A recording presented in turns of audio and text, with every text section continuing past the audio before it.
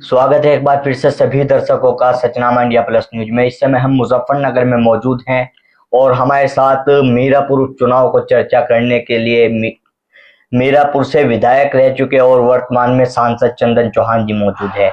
तो एमपी साहब, किस तरह से देखते हैं, कुछ मुद्दे भी आपने विधानसभा में उठाए, अभी योगी जी बड़ी सौगात भी देकर गए हैं, किस तरह की वो चीजें थी जो उठाई थी और क्या क्या उनमें अभी घोषणा करके गए हैं, पहले उसी पर चर्चा कर लेते हैं। देखिए, मेरी पारंपरिक सीट मीरापुर है, जहां की जनता ने मेरे स्वर्गीय पिता संजय चौहान जी के साथ साथ मेरे बाबा बाबू नारायण सिंह जी का आशीर्वाद देके जनता की सेवा करने योग्य बनाया।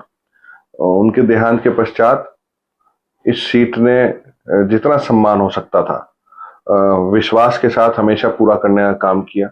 मैं इसके लिए धन्यवाद समझता हूं। और फिर मेरी जवाबदेही बनती थी कि जो समस्याएं हम चुनाव के दौरान घूम घूम के जिनसे हम अवगत हुए थे उन्हें एक एक करके समय पे पूर्ण करने का काम करें। मैं आपके चैनल के माध्यम से विश्वास दिलाना चाहता हूं और धन्यवाद देना चाहता हूं अपने नेता जयंत चौधरी जी का और आदरणीय मुख्यमंत्री जी का कि उन्होंने जितनी समस्याएं इस क्षेत्र की थी, मैं आपको नोट करके कह सकता हूं, कोट करके कह सकता हूं कि जितनी समस्याएं, मुख्य समस्याएं थी, वो ज्यादातर सब निस्तारित करने का हमने जो लक्ष्य बनाया था उसे पिछले 2 साल के अंदर पूरा करने का काम किया। अब जो नई चुनौतियां हैं उनको एक एक करके हम पूरा करने का प्रयास करेंगे। जी, योगी जी ने अभी मीरापुर जब आए तो उन्होंने कहा है कि मील की एक समस्या थी, लगातार आप विधानसभा में भी उसको उठाते थे, किस तरह की वो समस्या थी और किस तरह से उसका समाधान अब हो पाया है? देखिए, आपको मैं बताना चाहता हूं, बड़े हर्ष की बात है, सन 1978 में स्वर्गीय बाबू नारायण सिंह जी ने जब मिनिस्टर थे ये पास हुआ था। 81 में इस मिल की स्थापना हुई थी। 1250 टीसीडी की सी कैपेसिटी जी। और मुझे हर्ष है जब इसकी स्थापना बाबूजी के द्वारा हुई। इसका अपग्रेडेशन, यहाँ बड़े बुजुर्ग बैठे हैं वो बताते होंगे, 96 में जब पिताजी विधायक बने थे, जब 1250 की टीसीडी की सी कैपेसिटी और बढ़ी थी, 2500 टीसीडी हो गई थी। अब हमारे यहाँ मांग थी इसकी कैपेसिटी बढ़ाने की, 5000 टीसीडी करने का मामला था और हम विपक्ष में थे, भूमिका जहां विधानसभा के क्षेत्र के माध्यम से सदन में जो मांगे उठा सकते थे, आदरणीय गन्ना मंत्री से, आदरणीय मुख्यमंत्री से मिला करते थे आदरणीय चौधरी साहब के आदेश के बाद, तो उन्होंने उसकी 500 टीसीडी कैपेसिटी बढ़ा दी थी। पर माननीय मुख्यमंत्री जी आए, आदरणीय चौधरी साहब ने जाके खुद भी निवेदन किया, इस मिल की 500 टीसीडी से बढ़ाने से, क्षमता से हमारा काम पूर्ण नहीं होगा, इसकी क्षमता 5000 टीसीडी होनी चाहिए। ये हमने मांग पत्र आदरणीय मुख्यमंत्री जी को दिया।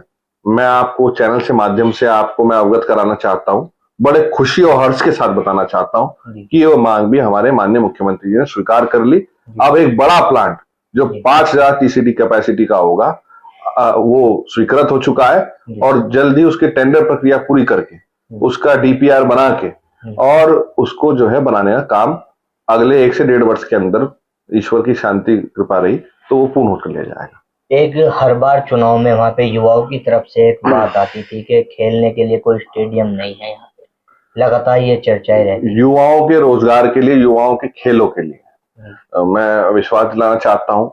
आपने ग्रामीण स्टेडियम की मांग की गई थी, वहां कासमपुर खोला में ग्रामीण स्टेडियम की व्यवस्था कर दी गई और रोजगार के लिए आपके चैनल के माध्यम से पहले भी हम गए थे, बिजनौर हम करके आए थे। इतना बड़ा कौशल विकास मेला लगा हुआ है, मैं चैनल के माध्यम से आपको करना चाहता हूं कि उस मेले में रजिस्टर्ड करें और एक ही दिन बहुत से बच्चों को रोजगार के अवसर मिलने का काम होगा। पर उसके लिए जागरूक हमारे बच्चों को होना पड़ेगा और अपना रजिस्ट्रेशन करा के ट्रेनिंग करेंगे तो एक अवसर जहां कंपनी सारी बैठी होंगी, यहीं उन्हें अपने घर पे बैठी मिल जाएंगी और जो योग्य छात्र होंगे उन्हें उसी दिन रोजगार मिलने का काम चौधरी साहब, आदरणीय जयंत चौधरी जी का कौशल विकास मंत्रालय देने का काम करेगा। तो ये दोनों मांगों पर हमने इस पे काम करने का प्रयास किया। एक रास्ते की भी घोषणा की है, चुनाव रास्ते इतने मिल गए, इतने पिछले 4 योजनाओं में नहीं मिले, इतने रास्ते मिल गए। माननीय मुख्यमंत्री जी का धन्यवाद है, आदरणीय चौधरी साहब जी का धन्यवाद है कि जो मांगे, चाहे तिस्सा वाले मार्ग हो, किशनपुर तिस्सा मार्ग की हालत बहुत खराब थी, जब गांव में जाया करते थे सारे उल्हाने हमें सुनने पड़े।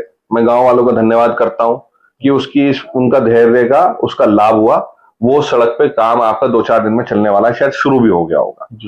बेहरा सादात का जहां ग्रामीणों में रोष था कि भाई, और कुछ लोगों ने राजनीति भी करने का प्रयास किया चुनाव में, लोकतंत्र में क्योंकि बढ़ानी तो हमें ही थी, मैं आपने विधायक बनाया था, जिम्मेदारी जितना लगाओ मुझे इस क्षेत्र से शायद किसी और को नहीं होगा, पर उस समय नेता और घुस गए, उन्होंने बहिष्कार करा दिया मतदान का। मतदान बहिष्कार ना करो, चाहे पक्ष में करो चाहे खिलाफ करो, पर मतदान का बहिष्कार नहीं होना चाहिए, मेरा ऐसा मानना है। लोकतांत्रिक व्यवस्था में वो रास्ता भी टंडड़े वासियों की जो उनसे वादा किया था, वो रास्ता भी आपका प्रस्तावित पास हो चुका और उसको भी पूर्ण करने का हम काम करें। उत्तर प्रदेश में 10 सीटों के उपचुनाव होने हैं। मीरापुर आपके खाते में आती है। राष्ट्रीय लोकदल के युवा के राष्ट्रीय अध्यक्ष भी आप हैं। किस तरह की तैयारी राष्ट्रीय लोकदल की मीरापुर के उपचुनाव को लेकर है? देखिए, राष्ट्रीय लोकदल समझाने की राजनीति करती है, तरक्की की राजनीति करती है और खुशहाली की राजनीति करती है। उसमें राष्ट्रीय लोकदल को कोई नहीं हरा सकता। राष्ट्रीय लोकदल चौधरी चरण सिंह जी की नीतियों पे चलने वाली पार्टी है और एनडीए गठबंधन के हम साथ हैं। और धन्यवाद दूंगा माननीय मुख्यमंत्री जी का। एक सौगात और याद आ गई में, बेहड़ा सादात से लेके बीआईटी मार्ग, जिसे लगभग जो है 2 दर्जन से अधिक गांव पड़ते हैं, 28 करोड़ की लागत से वो कार्य पूर्ण हो चुका।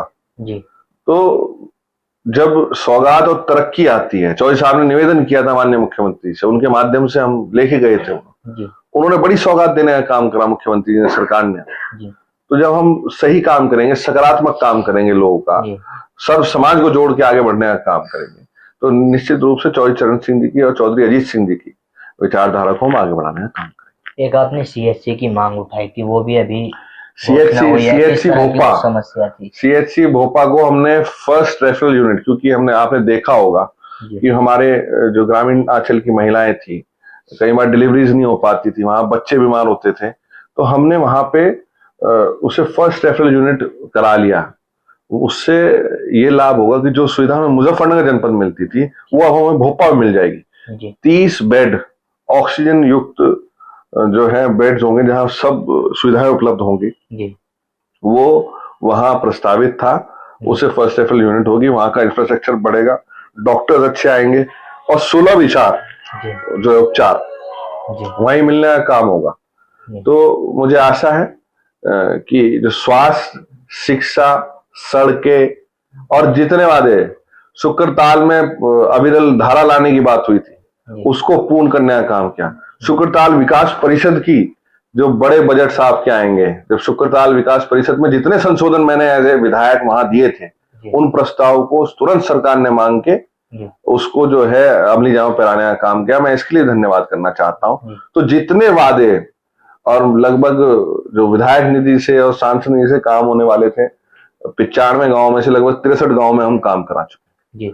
तो लगातार विकास के पथ पे हैं। मैं विश्वास दिलाना चाहता हूं चैलेंज के साथ कि पिछले दिनों जितने काम किसी जनप्रतिनिधि ने, क्योंकि मैं मेहनत में विश्वास रखता हूं और मुकाबला खुद से भी होता है कई बार, मेरे लिए लक्ष्य है जो जितनी मेहनत मेरे पिताजी और बाबूजी ने करी उससे ज्यादा का प्रयास करना, और इस चुनौती को आगे लेके बढ़ने का मैं प्रयास कर रहा हूं। और मैं विश्वास दिलाना चाहता हूं कि जितना मौका मुझे मिला एज ए विधायक 2 साल का, उसमें नए कीर्तिमान लिखे गए हैं जो मीरापुर में कोई और पूरा नहीं कर सकता। जिस तरह से आपने अभी तमाम काम गिनवाए हैं, तमाम जो चीजें आपने उठाई वो सरकार ने पूरी भी की है, तो क्या लगता है इन तमाम चीजों के आधार पर पार्टी के लोग आपको दोबारा मौका दे सकते हैं? मुझे दे दिया मौका, मुझे मौका दे दिया, मुझे एमपी बना दिया, इससे बड़ा मौका और क्या होगा? चुनाव में किस तरह का मौका? उपचुनाव में जिसे पार्टी तय कर देगी, उस चुनाव को उसको लड़ाने का काम राष्ट्रीय लोकदल का प्रत्येक कार्यकर्ता करने का काम करेगा। सांसद बने आज आपको 3 महीने 8-9 दिन लगभग हो गए हैं, तो किस तरह का ये कार्यकाल रहा? और जिस तरह से लगातार बहुत सारी चीजें आपने सदन में उठाई, किस तरह पे उन पर काम हुआ? देखिए, किसी भी नए सदन में जाने में, उसे सीखने में, उन स्थितियों को टाइम लगता है।